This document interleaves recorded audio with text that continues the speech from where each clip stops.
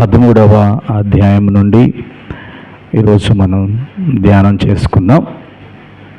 అపోస్తల కార్యాల గ్రంథము 13వ అధ్యాయం నుండి ధ్యానం చేసుకుందాం. అందరం ప్రార్థన చేసుకుందాం. మహిమగల తండ్రి, పరిశుద్ధుడు అయిన దేవ, నీకు స్తోత్రములు. తండ్రి, 13వ అధ్యాయ ధ్యానములో నాతో మాట్లాడండి, మాతో మాట్లాడండి. ఆసక్తితో వినాలని ఆశపడుతున్న ప్రతి బిడ్డతో మీరు మాట్లాడండి.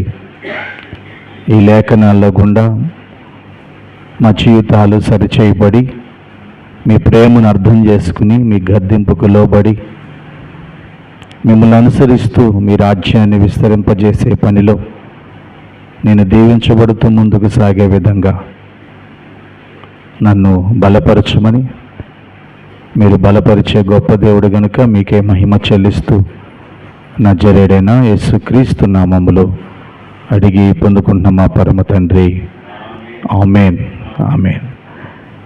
అపోస్తల కార్యాల గ్రంథములు 13వ అధ్యాయం. ఈ 13వ అధ్యాయంలో పౌలు గారు మొదటి మిషనరీ యాత్ర ప్రారంభం. 13వ అధ్యాయంలో మొదటి మిషనరీ యాత్ర ప్రారంభం. ఈ 13వ అధ్యాయం 1వ వచనం నుంచి 14వ అధ్యాయం 28వ వచనం వరకు ఈ మొదటి మిషనరీ యాత్ర ప్రారంభించబడుతూ ఉంటుంది, జరుగుతూ ఉంటుంది. మొట్టమొదటిగా మనం ఇక్కడ కొన్ని విషయాలు మనం నేర్చుకోవడానికి ప్రయత్నం చేద్దాం. ఇక్కడ 1 నుంచి 3 వచనాలు ఏక మనస్సుతో ప్రభువుని సేవించుచు ప్రార్థిస్తున్నప్పుడు దేవుని సంకల్పమైన మరియు ఆజ్ఞ ఆయన సువార్తను ప్రకటించుటకు పంపును. అంతేకాకుండా దేవుని ఆత్మ చేత పంపబడాలి మనం అని నీ ఆశ ఉన్నట్లయితే మొదటిగా నువ్వు ఐక్యత కలిగి ఉండాలి. చూద్దాం ఒకసారి 13వ అధ్యాయం మొదటి 3 వచనాలు మనం చదువుకుందాం. అంతియొకయలో సంఘములో బర్నబా, నిగేర్ అనబడిన సుమయోను, కురేనీయుడైన లూకియా, చతుర్థాధిపతి అయిన హేరోదుతో కూడా పెంచబడిన మనయేసు, సౌలు అను ప్రవక్తలను బోధకులను ఉండిరి. వారు ప్రభువును సేవించుచు ఉపవాసము చేయుచుండగా పరిశుద్ధాత్మ, నేను బర్నబాను సౌలును పిలిచిన పని కొరకు వారిని నాకు ప్రత్యేకపరచుడని వారితో చెప్పెను. అంతటా వారు ఉపవాసముండి ప్రార్థన చేసి వారి మీద చేతులుంచి వారిని పంపిరి. ఇక్కడ మనం చూస్తున్నాం అంతియొకయలో ఉన్న సంఘం. ఇక్కడ సంఘం ప్రారంభించబడింది. ఈ సంఘములో అనేక మంది ఉన్నారు. అనేక మంది, కొందరు బోధకులు, ప్రవక్తలుగా ఉన్నారు. వీరిలో బర్నబా, పౌలు గారు కూడా ఉన్నారు. వీరందరూ కలిసి దేవుణ్ణి ఆరాధిస్తూ ఉన్నారు, కలిసి దేవుణ్ణి సేవిస్తూ ఉన్నారు, ప్రార్థన చేస్తూ ఉన్నారు, ఉపవాస ప్రార్థనలు చేస్తూ ఉన్నారు.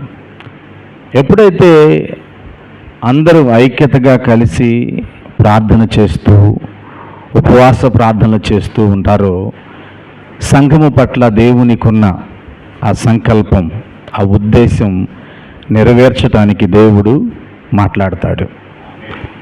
ఆ రీతిగా ఈ అంతియొకయలో ఉన్న సంఘము దేవుని ఆరాధిస్తున్నప్పుడు, ప్రార్థిస్తూ ఉన్నప్పుడు దేవుడు మాట్లాడుతూ ఉన్నాడు. ఏమని మాట్లాడుతున్నాడంటే, నేను బర్నబాను సౌలును పిలిచిన పని కొరకు వారిని పంపించండి. ఒక 20 దేవుడు అక్కడ ఒక పనికి నిర్ణయించాడంట. ఆ పనిని నిమిత్తం వారిని ఇక్కడి నుంచి మీరు పంపించండి. నిజం ప్రియ దేవుని బిడ్డలారా, ఈరోజు బయట అనేక చోట్ల చాలామంది సువార్థికులు పనిచేస్తున్నారు, చాలామంది సేవ చేస్తున్నారు. మంచిది, దేవునికి మహిమ. కానీ వారు ఎక్కడి నుంచి పంపబడ్డారు? ఎవరు వారిని పంపారు?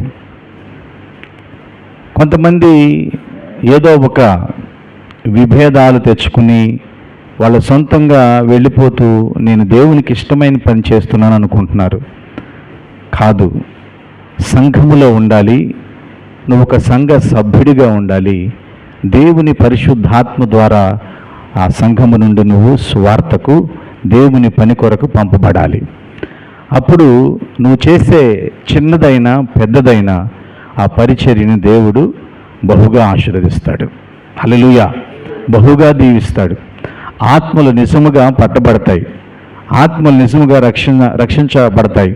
దేవుని రాజ్యం కొరకు నిజముగా మన ప్రయాస వ్యర్థము కాదు. మన ప్రయాసకు తగిన ప్రతిఫలము దేవుడు ఇస్తాడు. చూడండి ఇక్కడ, కాబట్టి వీరు పరిశుద్ధాత్మ చేత పంపబడిన వారై, ఇక్కడ వీళ్ళు దేవుని ఆత్మ చేత పంపబడిన వారై ఎక్కడి నుండి ఎక్కడికి వెళుతున్నారంటే అంతియోకియా నుండి సెలూకకు వచ్చారు. ఇక్కడి నుండి వాడ ఎక్కి కుప్రకు వెళ్ళారు. తర్వాత ఈ కుప్రకు వెళ్ళిన వారు ఏం చేస్తున్నారు? అలవాటు ప్రకారం, ఎవరికి అలవాటు అంటే పౌలు గారికి అలవాటు, ఏ ఊరు వెళ్ళినా అక్కడ సమాజ మందిరం ఏమన్నా ఉందేమో అని వెతకటం అలవాటు. విశ్రాంతి దినమున సమాజ మందిరం ఉందేమో అని వెతుకుతాడు. ఆ సమాజ మందిరానికి వెళ్ళటం ఆయనకు అలవాటు. ఆ అలవాటు ప్రకారం సలమిలోని యూదుల సమాజ మందిరానికి వెళ్ళాడు. అక్కడ వాక్యం ప్రకటిస్తున్నాడు. వారిలో ఇప్పుడు వీళ్ళందరూ ఇక్కడ ఈ వచనాన్ని మనం చూస్తే ఆడికెళ్ళి ఆ సలమిలో ఉన్న యూదుల సమాజం మందిరం దేవుని వాక్యాన్ని ప్రకటిస్తూ అక్కడ చాలామందిని బలపరచడానికి వారి వంతు వారి ప్రయత్నం చేస్తున్నారు. ఆ వాక్యం ప్రకటిస్తానికి వెళుతున్నప్పుడు ప్రియ దేవుని బిడ్డలారా, మీరు ఇక్కడ అర్థం చేసుకోవాలి, సౌలు బర్నబా ఇరువురు దేవుని ఆత్మచేత పంపబడ్డారు సువార్త పని కొరకు. కానీ వారితో ఉపచారం చేయటానికి, వారికి సహాయం చేయటానికి మార్కు అను మారు పేరు కలిగిన యోహాను కూడా పంపబడ్డాడు. ఈ మార్కు ఎవరు మీకు జ్ఞాపకం ఉందా? మనం 12వ అధ్యాయంలో ఈయన గురించి మనం ధ్యానం చేస్తాం. చూడండి, 12వ అధ్యాయం 25వ వచనం. 20 బర్నబాయు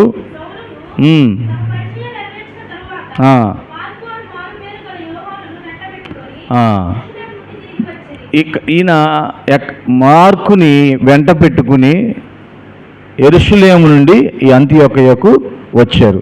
అసలు ఇతను ఎవరు అంటే 12వ వచనంలో ఉంటుంది, ఇట్లు ఆలోచించుకుని అతడు మార్కు అను మారు పేరు గల యోహాను తల్లి అయిన మరియ ఇంటికి వచ్చెను. పేతురు గారు సెల్ నుంచి, ఆ బంధకాల నుంచి, ఆ మరణం నుంచి విడుదల పొంది ఎక్కడికి వచ్చాడు? మరియ ఇంటికి వచ్చాడు. మార్కు అనే యోహాను యొక్క తల్లి ఇల్లు అది. ఈయన వీళ్ళిద్దరికీ సహకారిగా బయలుదేరాడు ఉపచారం చేయటానికి, వారికి అన్ని పనుల్లో సహాయం చేయటానికి. ఈయన ఇక్కడి నుంచి బయలుదేరాడు. కానీ ముందు ముందు ఇతని వల్ల చాలా సమస్య వస్తున్నట్లుగా మనం చూస్తాం, కొన్ని ఇబ్బందులు ఎదుర్కొన్నట్టుగా మనం చూస్తాం, ముందు చూస్తాం. ఇక్కడ చూడండి, 13వ అధ్యాయం 7వ వచనం నుంచి 12వ వచనం వరకు సువార్త ఒక అధిపతికి చేరింది. 7వ వచనం నుంచి మనం చూస్తే వీళ్ళు ఇలాగా సువార్త చెప్పుకుంటూ పావు అనే ఊరికి వచ్చారు. అక్కడ ఒకడు గారడివాడు ఉన్నాడు. ఈ గారడివారు ఎక్కడ ఎవరి దగ్గర ఉండేవాడంటే చూడండి, ఇక్కడ ఆయన పేరు కూడా రాయబడి ఉంటుంది. ఆయన పేరు కూడా రాయబడి ఉంటుంది చూడండి ఇక్కడ 7వ వచనం. అతడు వివేకము గలవాడై పెర్గి పౌలు అను అధిపతి యొద్ద నుండెను. ఈ పెర్గి పౌలు అని ఆయన ఒక అధికారి. ఇక్కడ ఆయన దగ్గర ఈ బరియేసు అంటే ఎలుమా మాంత్రికుడు అని అర్థం. ఇతని దగ్గర ఉంటాడు. వీళ్ళు స్వార్థ చెప్తూ వెళ్తూ ఉన్నప్పుడు ఈ అధిపతి వీళ్ళిద్దరిని ఆ వాక్యాన్ని వినటానికి పిలిపిస్తాడు. మీరు చెబుతున్న సువార్తని, మీరు చెబుతున్న మాటలు నేను కూడా వినాలి అని చెప్పి సౌలుని, బర్నబాని పిలిపిస్తాడు. ఈయన వెళ్ళి దేవుని వాక్యం చెబుతూ ఉన్నప్పుడు ఇక్కడ ప్రతికూలత ఉంటుంది, మళ్ళీ అనుకూలం లేని పరిస్థితులు కూడా ఉంటాయి. మనము దేవుని మంచి పని దేవుడు చెప్పాడు నేను చెయ్యాలి అని మనం బయలుదేరినప్పుడు రెండు ఎదుర్కోవాలి. ఒక్కోసారి అయితే ఏ ఆటంకాలు ఉండవు, ఏ అభ్యంతరాలు ఉండవు. అభ్యంతరం లేకుండానే చక్కగా సాఫీగా జరుగుతుంది. కొన్ని చోట్ల అయితే అభ్యంతరాలు ఖచ్చితంగా తగులుతాయి. ఇక్కడ దేవుని పనికి ఒక అధిపతి దగ్గరకు వెళుతుంటే ఆటంకం ఉంది. ఆ ఆటంకం ఎవరంటే ఆయన దగ్గర ఉండే ఒక వ్యక్తి. ఆ వ్యక్తి ఏం చేస్తున్నాడు? ఇక్కడ మనం రెండు విషయాలు చూద్దాం. ఆటంకము 8 నుంచి 11 వచనాలు. అయితే ఎలుమ ఆ అధిపతిని విశ్వాసము నుండి తొలగింపవలని యత్నము చేసి వారిని ఎదిరించెను. ఎలుమ అను పేరునకు గారడివాడని అర్థం. అందుకు పౌలు అనబడిన సౌలు పరిశుద్ధాత్మ చేత నిండినవాడై అతని తేరి చూసి, సమస్త కపటముతో సమస్త దుర్మార్గముతో నిండినవాడా, అపవాది కుమారుడా, సమస్త నీతికి విరోధి, నీవు ప్రభు యొక్క తిన్నని మార్గములు చెడగొట్టుట మానవా అంటే ఇక్కడ పౌలు గారు మానవా అని ఎందుకు అంటున్నాడు? అంతకుముందు కూడా ఇదే పని మీద ఉన్నాడు ఈయన కదా. ఎప్పుడూ దేవుని వాక్యానికి ఆటంకంగానే ఉంటున్నాడు. బహుశా పౌలు గారు అంతకుముందు కూడా ఈ వ్యక్తిని చూసినట్టున్నాడు కదా. మానవా అని ప్రశ్నిస్తున్నాడు. ఈ మాటలు మనం వింటున్నప్పుడు మరి దేవుని స్వార్థకు మనం ఎంత అనుకూలంగా ఉన్నామో, ఎంత ఆటంకంగా ఉన్నామో మనల్ని మనం పరిశీలన చేసుకోవాలి. ఒకవేళ ఆటంకంగా ఉంటే మనం మారాలి. ఆమేన్. మారి దేవుని స్వార్థ చెప్పడానికి ఇదిగో మనం సహకారులుగా మారాలి, సహాయం చేసేవారిగా మారాలి. ఇదిగో ప్రభువు తన చెయ్యి నీ మీద ఎత్తి ఉన్నాడు, నీవు కొంతకాలము గురుడివాడవై సూర్యుని చూడకుందువని చెప్పాను. వెంటనే మబ్బులు చీకటి అతనికి కమ్మెన గనుక అతడు తిరుగుచు ఎవరైనా చేపట్టుకుని నడిపింతురని వెతుకుచుండెను. ఇక్కడ దేవుడు అతన్ని గద్దించాడు, అతనికి క్రమశిక్షణ దయచేశాడు. శిక్ష అనమాకండి, క్రమశిక్షణ అనండి. ఎందుకంటే ఇక్కడ మనం చూస్తున్నాం కదా, మనం అక్కడ 11వ వచనంలో నీవు కొంతకాలము, సమ్ టైం అంటే బ్రతికినంత కాలం కాదండి, కొంతకాలం నీకు బుద్ధి వచ్చేంత వరకు, నీ హృదయం మారేంత వరకు, ప్రభువా నేను చేస్తున్న పని తప్పు, నేను అటువంటి తప్పిదము నేను ఎప్పుడు చేయను, దయతో నన్ను క్షమించు అని నీకు నువ్వుగా పశ్చాత్తాపంతో మారు మనసు పొందేంత వరకు నీకు లోకం కనపడదు. నీకు ఈ లోకంలో నడవాలన్నా ఏదైనా చేయాలన్నా ఎవరో ఒకరు నీకు సహాయం చేయవలసిందే. అర్థమవుతుందా? వింటున్నారు కదా. మన జీవితాల్లో కొన్నిసార్లు తెలిసి తెలియక దేవుని వాక్యానికి, జీవము కలిగిన దేవుని మార్గానికి ఒకవేళ ఆటంకంగా మనం నిలబడితే మన జీవితం ముందుకు సాగదు, సాఫీగా ఉండదు. కొంతకాలం. ఎందుకు కొంతకాలం అంటే నీ హృదయం మారాలి. ఆమేన్. నీకు పశ్చాత్తాపం రావాలి. నేను తప్పు చేశాను. ఈరోజు చాలామంది అటువంటి హృదయ గద్దింపు చాలా తక్కువగా ఉంటుంది. హృదయ గద్దింపు లేదు. అందరం పరిశుద్ధులమే అనే ఒక ఆలాపంలో, ఒక మైకంలో వెళ్ళిపోతున్నాం. జాగ్రత్తగా ఉండాలి. మనం పరిశుద్ధులమా? కాదండి. ప్రభువైన యేసుక్రీస్తు మాత్రమే పరిశుద్ధుడు, నీతిమంతుడు. ఆయన దయను బట్టి, ఆయన కృపను బట్టి, ఆయన నీ కొరకు నా కొరకు చిందించిన పరిశుద్ధమైన రక్తమును బట్టి మనం పరిశుద్ధులుగా, నీతిమంతులుగా పిలువబడుతూ ఉన్నాం. హల్లెలూయా. ఒకవేళ నీ జీవితంలో ఎక్కడైనా అపశృతి, ఎక్కడైనా ఆటంకం, దేవుని పనికి ఆటంకం కలిగించే వ్యక్తిగా నువ్వు ఉన్నట్లయితే ఇదిగో ఈ మాటల ద్వారా హెచ్చరించబడి మార్పు చెందాలి. ఎలుమాతో అంటున్నాడు పౌలు, కొంతకాలము నువ్వు గురిడివాడివైపోతావు, ఎవరో ఒకరు నీకు దారి చూపించాలి అని అన్నాడు. చూడండి, అంతటా అధిపతి జరిగిన దానిని చూసి ప్రభు బోధకు ఆశ్చర్యపడి విశ్వసించెను. దేవునికే మహిమ కలుగును గాక. ఈ కార్యమంతా ఎందుకు జరిగిందంటే ఈ అధిపతి హృదయం దేవుని వైపు మళ్ళటానికి. అవును, ఒక్కొక్కసారి కొంతమంది అంతగా మార్పు చెందటానికి ఇష్టపడరు. దేవుడు తన గొప్ప కార్యాన్ని అక్కడ చూపించాల్సిందే, దేవుని తన గొప్పతనాన్ని అక్కడ తెలియజేయాల్సిందే. ఈ అధిపతి మార్పు కొరకు మేబీ ఎలుమ ఆటంకంగా నిలబడ్డాడేమో, లేదా ఎలుమ యొక్క ఆ మూర్ఖత నుంచి, నేను మంచివాణ్ణి అనే తలంపు నుంచి మారు మనసు పొందడానికి కూడా ఈ అధిపతి పౌలు బర్నబాని ఆహ్వానించాడేమో. ఏదేమైనప్పటికీ ఆ గ్రామంలో, ఆ పట్టణంలో దేవుని నామం మహిమపరచబడింది. ఆమేన్, హల్లెలూయా. తర్వాత పౌలు సమాజ మందిరంలో బోధించటం మరలా ప్రారంభించాడు. తర్వాత అక్కడ 13వ వచనం, తరువాత పౌలు అతనితో కూడా ఉన్నవారును ఓడ ఎక్కి పాపు నుండి బయలుదేరి పంఫులియనున్న పెర్గేకు వచ్చిరి. ఇక్కడ మనం ఈ 13వ అధ్యాయం ధ్యానం చేస్తున్నప్పుడు మీరు గలతీయులు రాసిన పత్రికను అర్థం చేసుకోవచ్చు.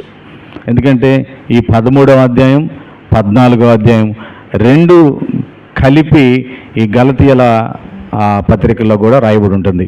అంటే ఇక్కడున్న ఈ పెర్గే, ఈ అంతియోకియా, ఇవన్నీ గలతీలో ఉన్న సంఘములు అన్నమాట. దేవునికే మహిమ కలుగును గాక. ఇక్కడికి వెళ్ళారు, ఈ పెర్గేకి వచ్చారు. అక్కడ సమాజ మందిరానికి వెళ్ళే ముందు ఏం జరిగిందంటే చూడండి, అక్కడ అచ్చట యోహోను వారిని విడిచిపెట్టి యెరూషలేమునకు తిరిగి వెళ్ళాను. అర్థమవుతుంది కదా, యోహోను గురించి మనకు ముందు తెలుస్తుంది అన్నాను కదా. ఇప్పుడేమవుతుంది, పని మీద బయలుదేరారు కదా వీళ్ళందరూ, ఒక మంచి సంకల్పంతో మిషనరీ యాత్ర, సువార్త దండ యాత్రకు బయలుదేరారు. ఇప్పుడు పనికి బయలుదేరిన తర్వాత ఆ పనిని పూర్తయ్యేంత వరకు సహకరించాలా లేదా చెప్పండి మీరు? పూర్తయ్యేంత వరకు మనం సహకారం ఉండాలి కదా. కలిసి వెళ్ళాము, కలిసి ఆ పనిని పూర్తి చేసుకుని రావాలి. కానీ యోహోను మధ్యలో ఎందుకు అనేది బైబిల్లో రాయబడలా.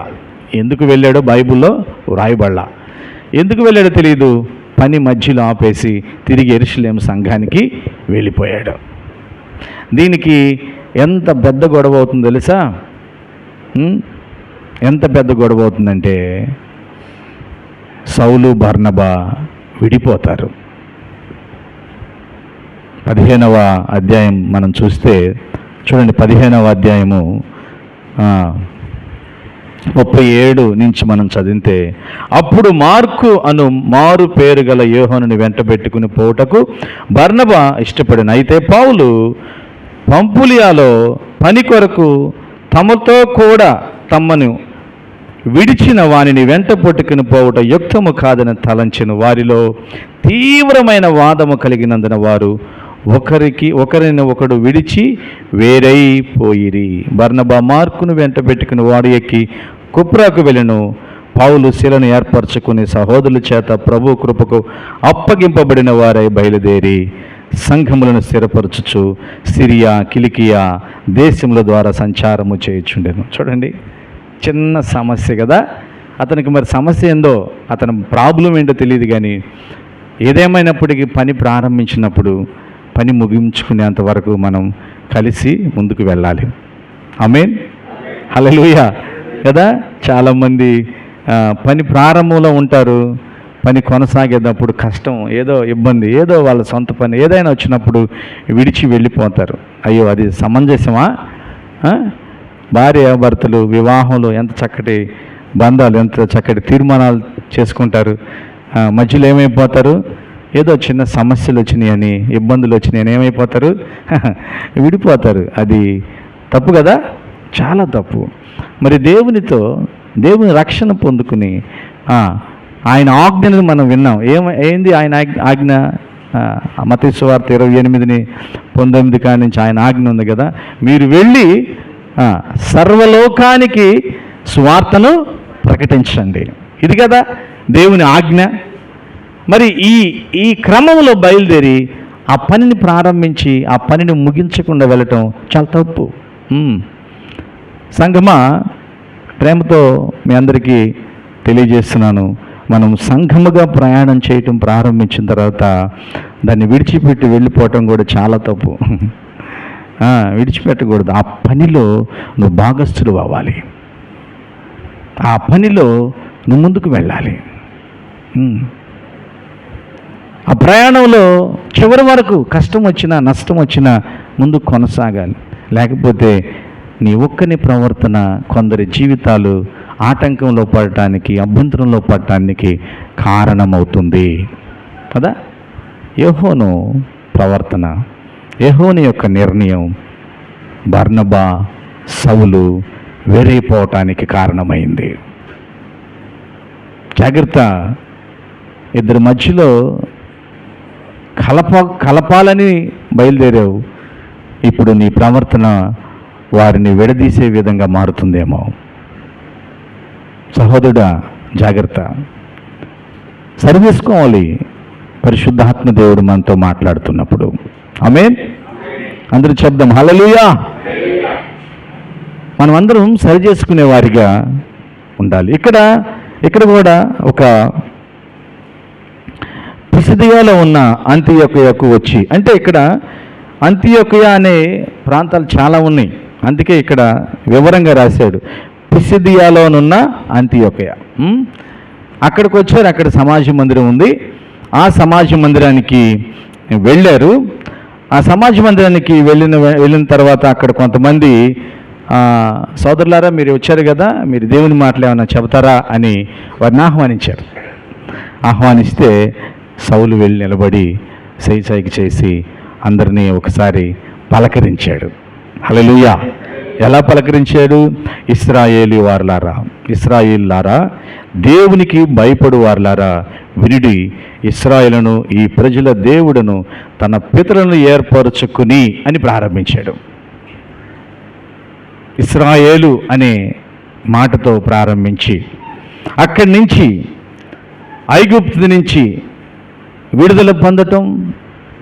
విడుదల పొందిన తర్వాత వారి ప్రయాణం, ఐగుప్తులో ఎన్ని సంవత్సరాలు వారు ఉన్నారో ఆ భయంకరమైన బానిసత్వం గురించి అంతా చెబుతూ తర్వాత మోషే యొక్క నాయకత్వంలో నడవడం, దేవుడు మరి తర్వాత న్యాయాధిపతులను నియమించుకోవడం, ఆ తర్వాత సమూయేలు అనే ప్రవక్తను నియమింపబడటం, ఆ తర్వాత మనుషులు అక్కడున్న జనులు, ఇశ్రాయేల్ ప్రజలు మాకు రాజు కావాలంటే సౌలుని ఏర్పాటు చేసుకోవటం, సౌలుని తీసివేసి నిశ్చయ కుమారుడిని దావీదుని ఏర్పాటు చేసుకోవటం, దావీదు నుంచి ప్రభువైన యేసుక్రీస్తు రావడం, ఇవంతా చెప్పుకుంటా ముందుకు వస్తూ ఉన్నాడు.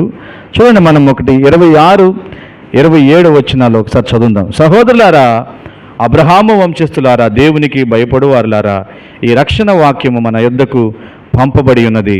యెరూషలేములో కాపురం ఉండు వారును వారి అధికారులను ఆయననైనను ప్రతి విశ్రాంతి దినమున చదవబడుచున్న ప్రవక్తల వచనములనైనను గ్రహింపక ఆయనను శిక్ష విధించడం చేత ఆ వచనములను నెరవేర్చిరి. అంటే ధర్మశాస్త్రం ప్రతి విశ్రాంతి దినం చదవబడుతుంది, వింటున్నారు, కానీ దాన్ని వీళ్ళు గ్రహించక తెలియకనే లేఖనం నెరవేరబడే విధంగా యేసుక్రీస్తుని సిలువ వేశారు.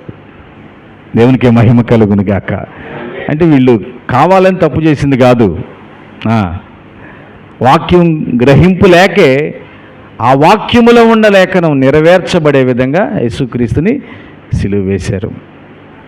కానీ ఆయనను సిలువ వేసి చంపివేసినా కానీ ఆయన దేహం అందరి దేహంలాగా కుళ్ళిపోయిందా? లేదు. లేఖనం నెరవేరబడినట్లుగా ఆయన మృత్యుంజయుడిగా తిరిగి లేచాడు. దేవునికి మహిమ కలుగునుగాక. అందరూ చెప్దాం హల్లెలూయా. తిరిగి లేచారు అందరూ. దేవుడు మరణము నుంచి తిరిగి లేచాడు. ఆయన శరీరం ఇప్పుడు దావీదు శరీరం లాగా కులిపోలేదు. ఈ విషయాన్ని చెబుతూ ఇక్కడ 40వ వచనం, ప్రవక్తల గ్రంథమందు చెప్పబడినది మీ మీదకి రాకుండా చూసుకుని ఏమనగా అదేదనగా, ఇదిగో తిరస్కరించు వారులారా ఆశ్చర్యపరుడి, నశించుడి. మీ దినములలో నేను ఒక కార్యము చేసేదను, ఆ కార్యము ఒకడు మీకు వివరించినను మీరెంత మాత్రము నమ్మరు అనెను. వారు సమాజ మందిరం నుండి వెళ్ళుచుండగా. ఈ మాటలన్నీ చెప్పారు, అయిపోయింది. జాగ్రత్త, మీరు దాన్ని నమ్మరు సరిగ్గా. ఇన్ని విషయాలు మీకు నేను చెప్పాను కానీ ఇవి మీరు గ్రహించలేరని చెప్పి ఆ గ్రంథపు చుట్టలు పక్కన పెట్టేసి వీళ్ళు బయలుదేరారు. వీళ్ళు బయలుదేరే వారికి ఈ మాటలను మరుసటి విశ్రాంతి దినమున మాతో చెప్పవలనని జనులు వేడుకొన్నారు. హల్లెలూయా. చాలామంది వాళ్ళతో పాటు లేచి, అయ్యా ఇంకా చాలా ఉంది, మీరు చాలా కొద్దిగా చెప్పారు, ఆ మిగిలిన ఉన్నవి కూడా మేము అర్థం చేసుకునే విధంగా నెక్స్ట్ శనివారం వచ్చి మాకు చెప్పండి అయ్యా. ఎంత ఆసక్తి! అలాగని అందరూ చెప్పమన్నారు అనుకుంటున్నారా? చూడండి, సమాజ మందిరములోని వారు లేచిన తర్వాత అనేకులు యూదులను, భక్తిపరులైన యూదా మత ప్రవిష్టులను పౌలును బర్నబాను వెంబడించిరి. వీరు వారితో మాట్లాడుచు దేవుని కృపయందు నిలకడగా నుండవలనని వారిని హెచ్చరించారు. ఇంతవరకు బాగుంది. మరలా రమ్మన్నారు కదా, రెండవ మరుసటి విశ్రాంతి దినం. ఈసారి వచ్చారు 44. మరుసటి విశ్రాంతి దినం మన దాదాపుగా ఆ పట్టణమంతా దేవుని వాక్యం వినుటకు కూడి వచ్చారంట. ఈసారి చూడండి ఎంత ఉజ్జీవమో. హల్లెలూయా.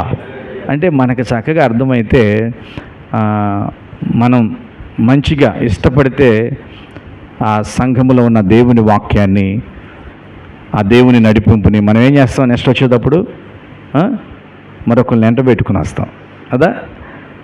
దేవుని సత్యాన్ని చక్కగా అర్థమవుతుంది నాకు, నువ్వు కూడా రావాలి అని చెప్పి వాళ్ళని ఏదో విధంగా ప్రయత్నం చేసి తీసుకుని వస్తాం. అలాగా మరలా విశ్రాంతి దినం వచ్చేవరకంట ఆ గ్రామంలో ఉన్న వారందరూ వచ్చేసారంట. దేవునికే మహిమ కలుగును గాక. ఇలాంటి ఉద్యమం ప్రతి సంఘంలో రావాలండి. ఏమీ కొత్త లేదు, అంత పాతగానే ఉంది. వెళ్తున్నాం, కూర్చున్నాం, విన్నాం, పాడాం, హల్లెలూయా అన్నాం, ఆమేన్ అన్నాం. అట కాదు. ఆసక్తి ఉండాలి, వినాలి, విన్నదాన్ని నేర్చుకోవాలి. ఆ వింటుంది నీకు అర్థమవుతే నీకు చాలా వాక్యంగా బోధించబడుతుందని నువ్వు నమ్మితే మరొకరిని తీసుకుని వచ్చేవాడిగా నువ్వు మారాలి. ఆమేన్. అందరూ చెబుదాం హల్లెలూయా. అందరూ కూడి వచ్చారంట వినటానికి. యూదులు జన సమూహములను చూసి మత్సరముతో నిండుకొని దూషించుచు పౌలు చెప్పిన వాటికి అడ్డము చెప్పిరి. వెంటనే ఆశీర్వదించబడుతుందంటే ఏముంటుంది? ఆటంకం ఉంటుంది కదా. సంతోషం, బాగా సంతోషం ఉందంటే ఆ తర్వాత ఏదో బాధ ఉందని అర్థం. దానికి ముందుగానే మనం సిద్ధపడాలి.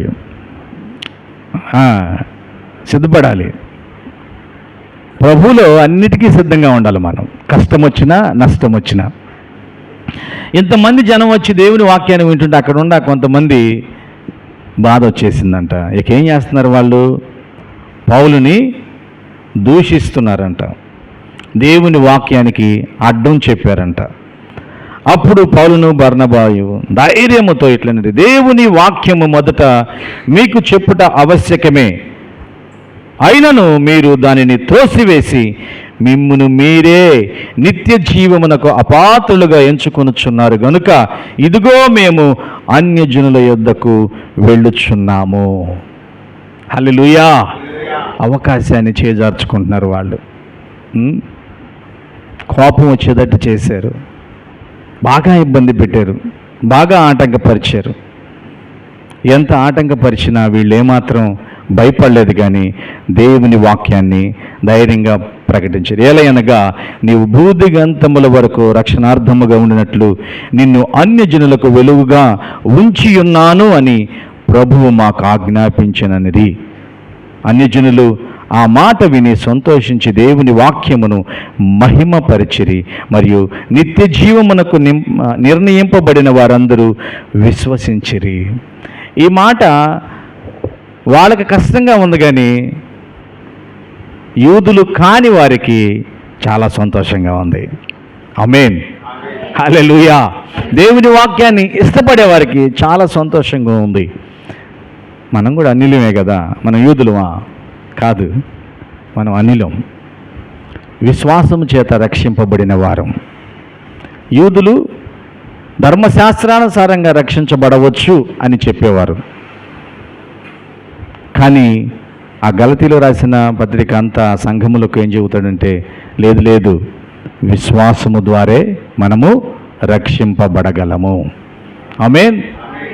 విశ్వాసము లేకుండా ఏమీ చేయలేం. ఒక భక్తుడు అంటాడు, ధర్మశాస్త్రం అంటే ధర్మామీటర్ లాంటిదంట. ఎలాంటిదంట చెప్పాలి, ఎలాంటిది? జాన్, ధర్మామీటర్ ఏం చేస్తుంది? జాన్ చెప్పాలి. ధర్మామీటర్ ఏం చేస్తుంది? జ్వరం చూసిద్దా?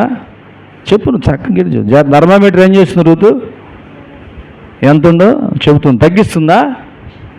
చెప్పండి. ధర్మామీటరు జ్వరాన్ని తగ్గించిద్దా? ధర్మామీటర్ ఏం చేసిద్ది?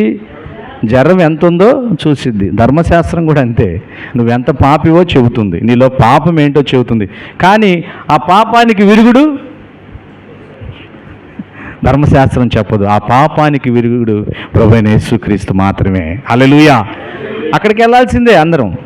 ధర్మామీటర్లో ఇంటికి వచ్చి 4-5 కొనుక్కున్న ప్రయోజనం లేదు. జ్వరం ఎంతో తెలిసింది కానీ జ్వరం అయితే తగ్గదు. తర్వాత ఎక్కడికి వెళ్ళాలి? డాక్టర్ దగ్గరికి వెళ్ళాలి, లేదా టాబ్లెట్ తెచ్చుకోవాలి. ఇదిగో ఈ ధర్మశాస్త్రాన్ని నువ్వు ఎంత అనుసరించినా, నీతిగా ఉండాలని, అవి తినకుండా ఇవి ఉండకుండా అలా ఉండి నిష్టగా ఉంటూ ఏం చేసినా కానీ రక్షణ అయితే లేదు. రక్షణ అయితే లేదు. చివరకు నువ్వు యేసుక్రీస్తు దగ్గరికి రావటమే. హల్లెలూయా. ఈ సత్యం ఈ అన్యులకి అర్థమైపోయింది. అన్యులు సంతోషించారు, మా కోసం యేసయ్య వచ్చాడని ఆనందించారు. వాళ్ళైతే చాలా కోపగించుకున్నారు. ప్రభు వాక్యం ఆ ప్రదేశం అంతటా వ్యాపించిన కానీ యూదులు భక్తి మర్యాదలు గల స్త్రీలను, ఆ పట్టణపు ప్రముఖులను రేపి పౌలునకు బర్నబాకును హింస కలుగు చేసి వారిని తమ ప్రాంతముల నుండి వెళ్ళగొట్టారు. అయ్యో, ఎంత హింసించారో, ఎంత బాధ పెట్టారో. వెళ్ళిపోండి అన్నారు. కానీ చూడండి ఇక్కడ చక్కటి మాట 51. వీరు తమ పాదదులిని వారి తట్టు దులుపు వేసి ఇకోనియాకు వచ్చిరి. అయితే శిష్యులు ఆనందభరితులై పరిశుద్ధాత్మతో నిండిన వారైరి. హల్లెలూయా. ఏం బాధపడలా.